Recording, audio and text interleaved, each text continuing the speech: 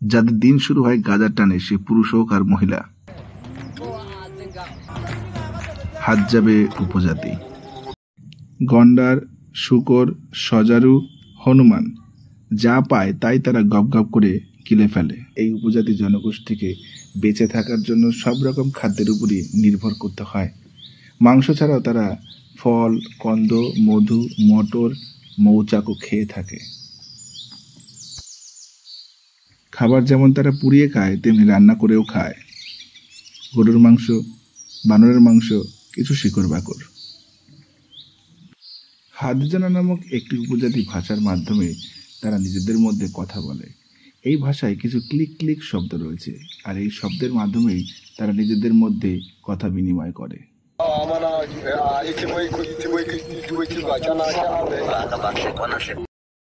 আধুনিক মানুষের মতো এদের জীবনে নেই কোনো কম্পিটিশন, নেই কোনো চিন্তা, নেই কোনো ভাবনা।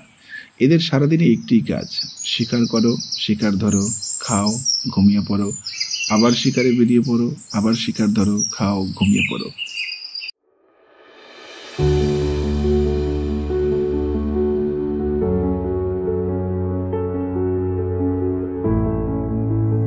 আফ্রিকার উত্তর তানজানিয়াতে 50,000-এরও বেশি সময় ধরে এদের বসবাস। এদের বসবাস সাধারণত গুহার মধ্যে, এবং ছোট ছোট ঘর এরা নিজেদের বসবাসের জন্য তৈরি করে। ঘরগুলো তৈরি হয় মূলত গাছের পাতা আর গাছের ডালপালা দিয়ে।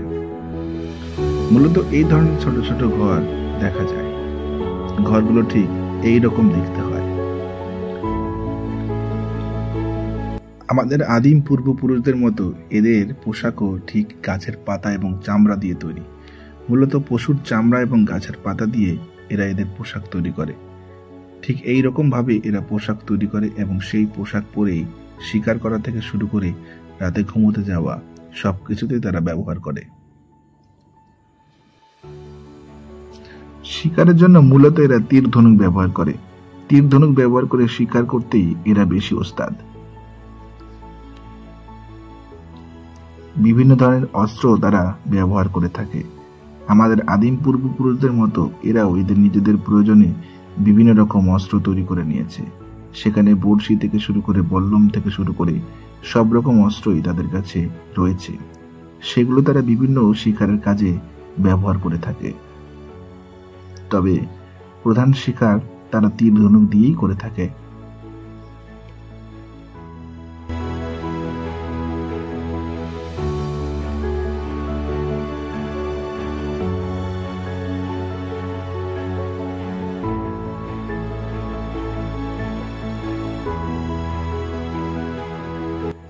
আধুনিক মানুষের মতো এরাও তাদের দৈনন্দিন জীবনে নেশা করে থাকে। তবে এদের মধ্যে মূলত গাঁজার নেশাই করতে দেখা যায়। গাঁজার নেশাই এদের মূল নেশা। চিত্রে যেই যন্ত্রগুলো দেখতে পাচ্ছেন সেগুলো মূলত কলকে নামে পরিচিত, যেগুলো এখনো গাঁজার নেশার জন্য ব্যবহার করা হয়। তবে বোঝাই যাচ্ছে এই কলকের ব্যবহার আর তার সাথে গাঁজার ব্যবহার নতুন কোনো আইডিয়া নয়।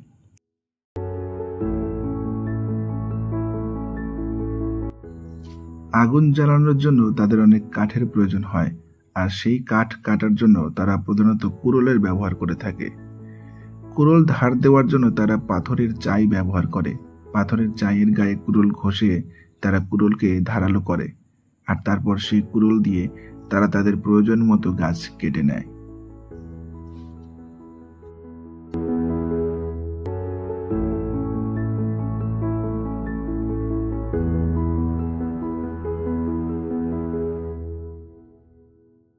ছোটবেলা থেকে তারা তীর ধনুক চালনা শেখে শিকার করার জন্য।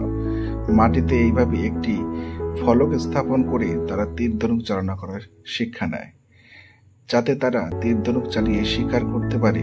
তাই এইভাবে ফলকের সঙ্গে তীর ধনুক চালিয়ে তাদের হাতের নিশানা ঠিক করে, ঠিক যেমন চিত্রে দেখা যাচ্ছে।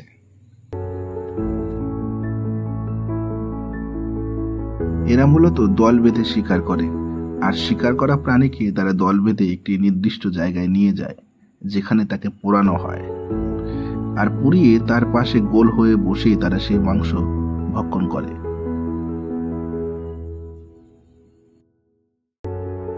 তারা মূলত 300 থেকে 400 জনের দল বেঁধে বসবাস করে।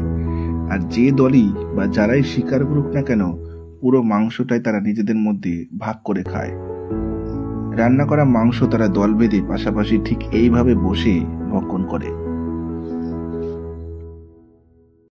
এরা গাছের ভিতরে থাকা মধু ঠিক এইভাবে কান পেতে গাছের ভিতরে মধু আছে কিনা প্রথমে পরীক্ষা করে নেয়। তারপরে সেই গাছটিকে কেটে সেখান থেকে মধু সংগ্রহ করা হয়।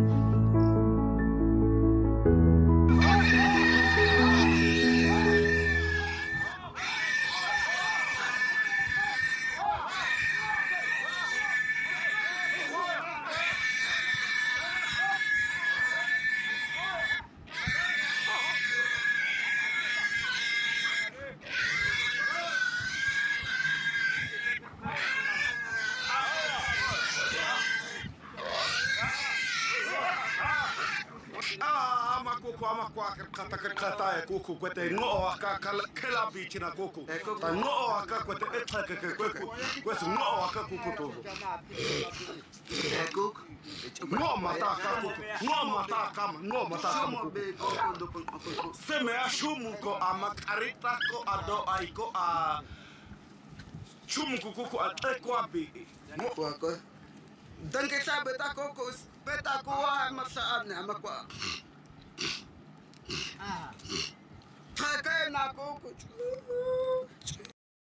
কোনো বন্য পশু শিকার করার পর মাংস খাওয়ার যে আনন্দ, সেই আনন্দের বহিঃপ্রকাশ ঠিক তারা এইভাবেই করে থাকে।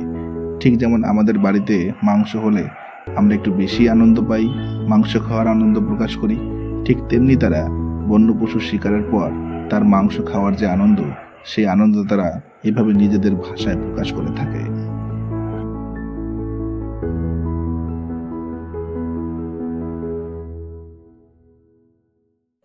মাত্র 150 বছর আগে এরা সভ্য জগতের মানুষের সঙ্গে যোগাযোগ স্থাপন করে, আর সেই যোগাযোগ স্থাপনের পরেই ক্যামেরা বন্দী হয়েছে তাদের জীবনযাত্রা।